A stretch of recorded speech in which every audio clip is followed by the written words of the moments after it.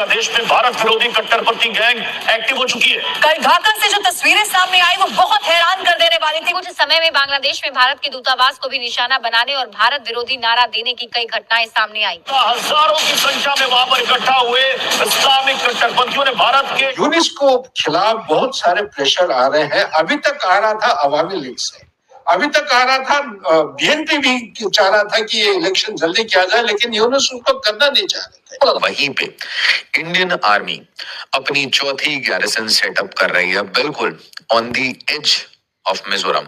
वहां पर एक मंत्री ने बोल दिया अब तो कि हम युद्ध में एंटर कर चुके हैं भारत के साथ। हमारा जो हलाला किया था हमने पाकिस्तान का, उसके बाद तुम पैदा हुए थे। मिलिट्री रूप से पहले तो चिकन नेक कॉरिडोर के यहाँ पर S-400 न्यू बटालियन और राफेल ब्रह्मोस को तैनात किया गया। नक्शा देखे ना बांग्लादेश का, तो बांग्लादेश के इधर भी भारत है, इधर भी भारत है, इधर भी भारत है।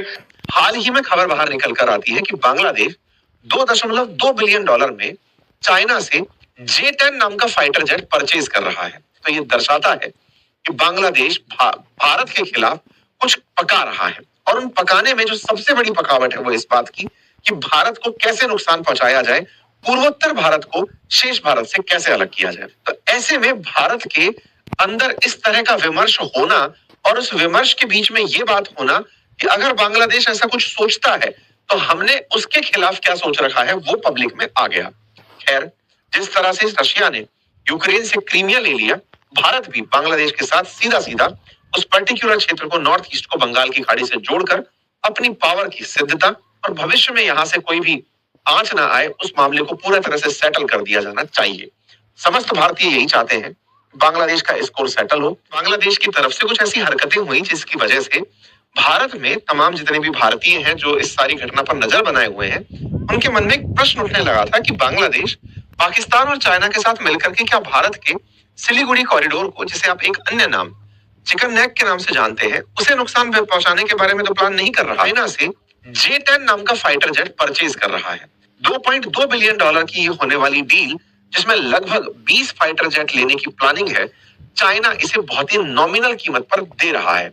इतना नॉमिनल है कि सोचिए कि लगभग इससे 4 गुना महंगा है भारत का राफेल, जबकि दोनों की जनरेशन 4.5 बताई जाती है।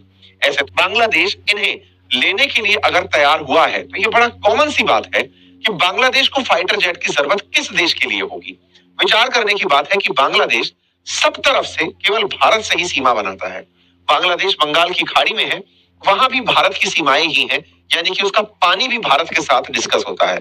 हद मार के बांग्लादेश की म्यांमार के साथ सीमाएं जुड़ी हुई हैं, जिसके साथ इसे युद्ध नहीं लड़ना होगा क्योंकि वह पहले ही सैन्य तानाशाही है। बांग्लादेश का अधिकांश हिस्सा भारत से घिरा हुआ है, उसके बावजूद इसे फाइटर जेट लेने की जरूरत पड़ रही है, वो भी पाकिस्तान के कहने पर चाइनीज फाइटर जेट। तो ये दर्शाता है कि बांग्लादेश भारत के खिलाफ कुछ पका रहा है, और उन पकाने में जो सबसे बड़ी पकावट है वो इस बात की कि भारत को कैसे नुकसान पहुंचाया जाए, पूर्वोत्तर भारत को शेष भारत से कैसे अलग किया जाए। मैं आपको याद दिला दूं कि पाकिस्तान के प्रभाव में बांग्लादेश ने बहुत सारे चाइनीज फाइटर जेट खरीदे। चाइनीज फाइटर जेट कहिए, चाइनीज डिफेंस इक्विपमेंट कहिए, वो पहले भी खरीदे हैं। तो पाकिस्तान के साथ जो बढ़ती नजदीकियां हैं, और जिस तरह से चाइना को लेकर ये भी कहा गया है कि चाइना जो है वो अमेरिका और भारत के बीच जो रिश्ते हैं वो खराब कर रहा है। अभी जो बांग्लादेश में जो प्रोटेस्ट हो रहे हैं उसमें भी चाइनीज हैंड है, क्योंकि वहां पर जितने भी इस्लामिस्ट रेडिकल्स हैं जिनके पास वेपन्स मिले हैं वो चाइना से आए हुए हैं। और बताया जा रहा है कि परेश बरुआ जो अल्फा के बैंड अल्फा के चीफ हैं, वो चाइना के यूनान प्रोविंस में रह रहे थे, वो अभी ढाका की तरफ बढ़ते जा रहे हैं।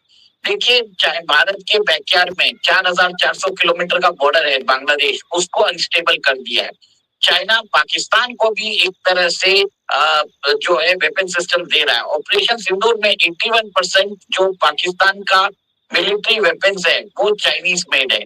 और अभी बात आ रही है कि चाइना ने अभी J-10C जो उनके फाइटर जेट्स हैं, 20 फाइटर जेट्स ऑलरेडी पाकिस्तान को डिलीवर कर दिए हैं, और एडिशनल 16 वो जल्दी करने वाला है। हैंगर क्लास की सबमरीन्स भी उन्होंने एक तरह से डिलीवरी कर दी है। सिमिलरली चाइना बांग्लादेश के अंदर भी एक तरह से उनको भी मिलिटराइज करता जा रहा है। तो ये जो एनसर्कलमेंट है वो चाइना करता जा रहा है ताकि भारत अपने जो इंडियन ओशन रीजन में अपनी डोमिनेंस ना दिखा सके। चाइना चाहता है और एक चीज है, चाइना ने बॉर्डर में अपने जो तिब्बत बॉर्डर में बॉर्डर विलेजेस भी बनाना चालू कर दिया है और जिसके अंदर बताया जाता है कि वो चाइनीज पीएलए आर्मी के लोग हैं। अमन जी, सबसे बड़ी बात यह है कि China is now doing everything which जिसमें फ्यूचर कॉन्फ्लिक्ट में वो भारत को एक तरह से मजबूर कर सकता है। और उन्होंने अभी यूएस रिपोर्ट में बताया जा रहा है कि जो अरुणाचल प्रदेश है उसको एक ही कैटेगरी में रखा गया है, जैसे साउथ चाइना सी, ईस्ट चाइना सी, ताइवान। एग्जैक्टली मैं वही बात कही थी स्टार्टिंग में कि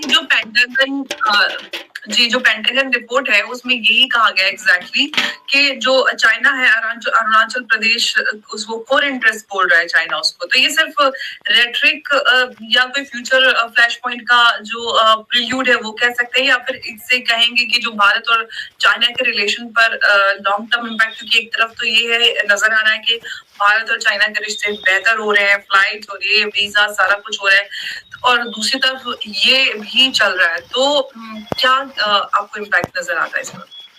अम्बा जी, सीधी बात है कि चाइना अभी टाइम बाय कर रहा है, उसको फर्स्ट लेना है ताइवान, और ताइवान को 2027 तक वो चाइना उसके ऊपर आक्रमण करेगा और अपनी एरिया में मिला लेगा। चाइना ने एक तरह से बोला है विजन 2049 डॉक्यूमेंट में they will use military force use करके जो कंटेस्टेड एंड डिस्प्यूटेड टेरिटरीज है उसके ऊपर वो ऑक्यूपाई करेगा। ये क्लियर कट जो है चाइना की पॉलिसी है। और इसी के अंदर हमारे जो आर्मी चीफ है उन्होंने बोल भी दिया है कि ऑपरेशन सिंदूर 2 के लिए भी रेडी रहना पड़ेगा। जो बॉर्डर में contested and disputed land borders है उसके लिए भी खड़ा रहना पड़ेगा और एक तरह से एक लॉन्ग स्टैंडिंग वॉर हो सकता है। हेलो दोस्तों, साथियों, बांग्लादेश में होने वाले प्रोटेस्ट में कट्टरपंथियों द्वारा जो हिंसा हुई है उसका बड़े पैमाने पर अल्पसंख्यकों में डर का माहौल है। जो भी नॉन मुस्लिम बांग्लादेश में हैं उनमें डर की स्थिति उत्पन्न हुई है, क्योंकि कट्टरपंथियों के निशाने पर ज्यादातर अल्पसंख्यक हैं और खासकर भारतीयों के खिलाफ ज्यादा आक्रोश दिखाई दे रहा है। लेकिन अब खबर सामने आ रही है कि इस हिंसा को हवा देने में कहीं ना कहीं चाइना और पाकिस्तान का बड़ा हाथ है, क्योंकि जब से बांग्लादेश में शेख हसीना की सत्ता खत्म हुई है तब से पाकिस्तान और बांग्लादेश ज़्यादा करीब हुए हैं। और वहीं चाइना अपने डिफेंस इक्विपमेंट को बेचना चाहता है ताकि भारत पर दबाव बनाया जाए और बांग्लादेश में भारत विरोधी माहौल तैयार किया जाए।